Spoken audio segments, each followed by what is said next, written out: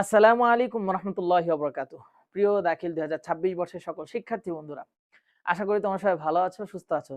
তো তোমাদের সাথে অনেকদিন পর দেখা হলো, প্রায় পরীক্ষার কয়েক মাস পর তোমাদের সাথে দেখা হলো। পরীক্ষার সময় তো তোমাদের সাথে ক্লাসে অনেক কথা বলেছি, তোমাদের সাথে অনেক আলোচনা হয়েছে, ক্লাসে তোমাদের সাথে দেখা হয়েছে। তো অনেকদিন পর তোমাদের সাথে দেখা হলো। তো আজকে কিন্তু তোমাদের দেখো রেজাল্টের বিষয় নিয়ে তোমাদের সাথে আমি আলোচনা করব। মানে এবারের রেজাল্ট কি হতে যাচ্ছে? এবারের রেজাল্টে কিন্তু খুব একটা পরিবর্তন আসবে।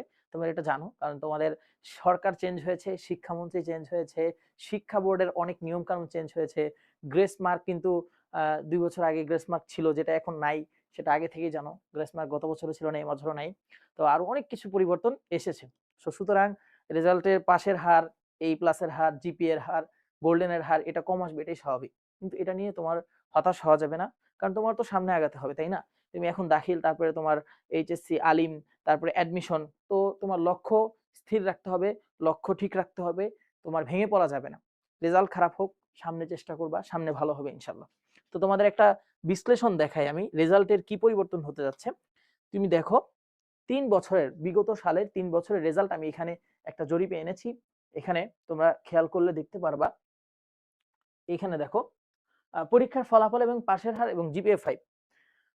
তোমার 23 সালে পাশের হার ছিল, ২ বছর আগে আর কি, পাশের হার ছিল কত? তোমার প্রায় দেখো ৭৪.৭০%। অর্থাৎ বরাবরই মাদ্রাসা বোর্ডে কিন্তু পাশের হার বেশি থাকে স্কুলের থেকে। তখনও বেশি ছিল 23 সালে। পাশের হার ছিল কত? ৭৪%। এটা কিন্তু দাখিলের পাশের হার। প্রায় ১৮,০০০ জিপিএ 5। ধরো ওই বছর পরীক্ষার্থী ছিল ২ লাখ, অ্যারাউন্ড ২.৫ লাখ এরকম। এই ২.৫ লাখ স্টুডেন্টের মধ্যে তোমার জিপিএ 5 ছিল প্রায় ১৮,০০০ এবং পাশের হার ৭৪.৭০%। আচ্ছা, এর পরবর্তী বছর দেখো, এর পরবর্তী বছর কিন্তু একটু বেড়েছে, অর্থাৎ আপস অ্যান্ড ডাউন হয়েছে। এখানে দেখো ৭৯.৬৬%। ২৪ সালে পাশের হার ৭৯% ছিল এবং জিপিএ 5 ধারীর সংখ্যা ছিল ২০,০০০। তার মানে ২,০০০ বেড়েছে। ২৩ সালের পরে ২৪ সালে গিয়ে ২,০০০ বেড়েছে পরবর্তী সময়। এর পরবর্তী বছর আবার দেখো ২০২৫ সালে, অর্থাৎ বিগত বছরে তোমার পাশের হারের অবস্থা কিন্তু ভালো না। দেখো দেখো ৬৮.৯%। তোমরা স্কুলের পাশের হার দেখেছো, মানে স্কুলের সাথে অনেকটা মাদ্রাসার পাশের হার কি মিলে গিয়েছে। কারণ কি? তোমার এখানে কোশ্চেন প্যাটার্ন, তারপরে খাতা দেখার প্যাটার্ন, পরীক্ষার আনুষঙ্গিক বিবেচনা, তোমার হল গার্ড থেকে শুরু করে তারপরে আরো নিয়ম কানুন অনেক কিছুতে পরিবর্তন এসেছে। সরকারের পরিবর্তন এসেছে, কোশ্চেন প্যাটার্নে পরিবর্তন এসেছে। সবকিছুর কারণে তোমার এখানে পাশের হার অনেকটাই কমে গিয়েছে। তো এখানে দেখো তোমার জিপিএ 5 এর যে সংখ্যাটা প্রায় ৯,০০০।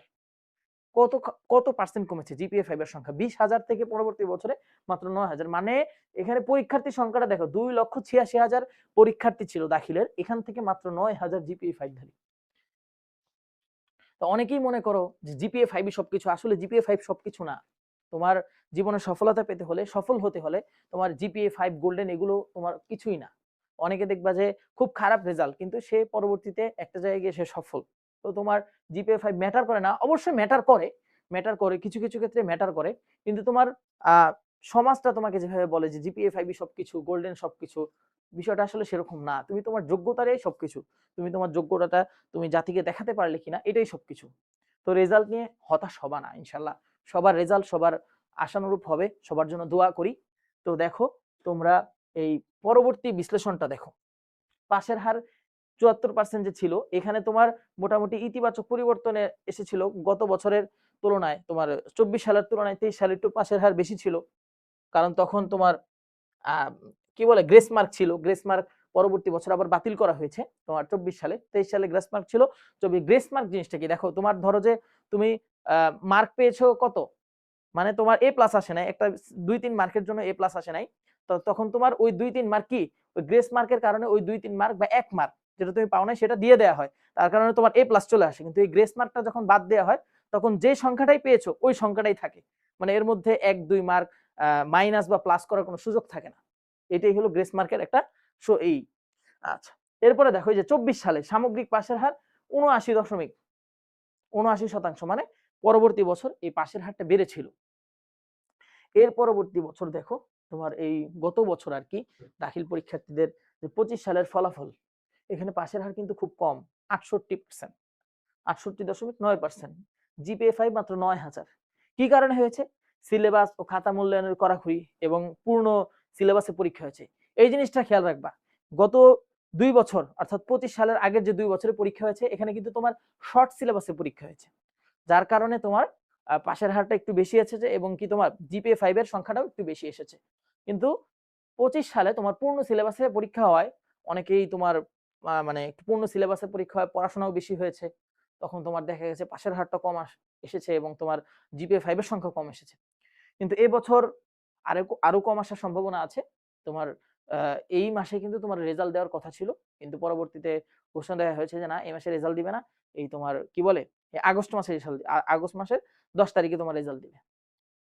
তো এটা হয়তো শিক্ষা বোর্ডের খাতা দেখার ইটাও চেঞ্জ হয়েছে, যে অনেক পরিবর্তন এসেছে।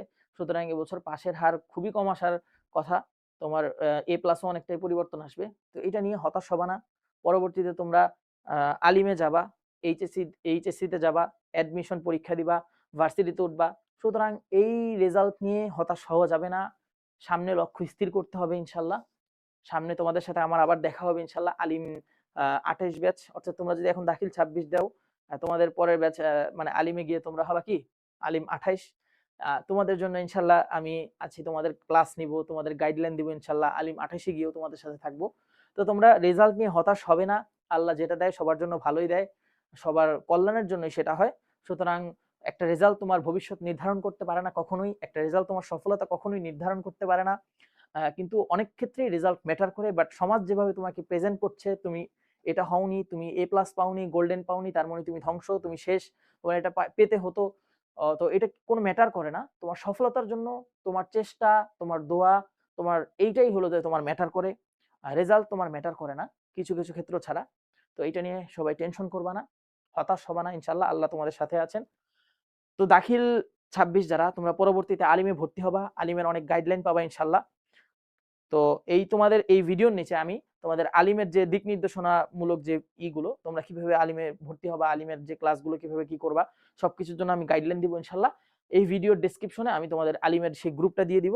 আলিম 28 ব্যাচ, তোমরা সেই 28 ব্যাচের গ্রুপটা আমি তোমাদের ডেসক্রিপশনে দিয়ে দিব। তোমরা দ্রুত জয়েন হয়ে যাও এবং বন্ধুদেরকে শেয়ার করে জানিয়ে দাও। সবাই ভালো থাকো, সুস্থ থাকো। আসসালামু আলাইকুম ওয়া রাহমাতুল্লাহি ওয়া বারাকাতুহু।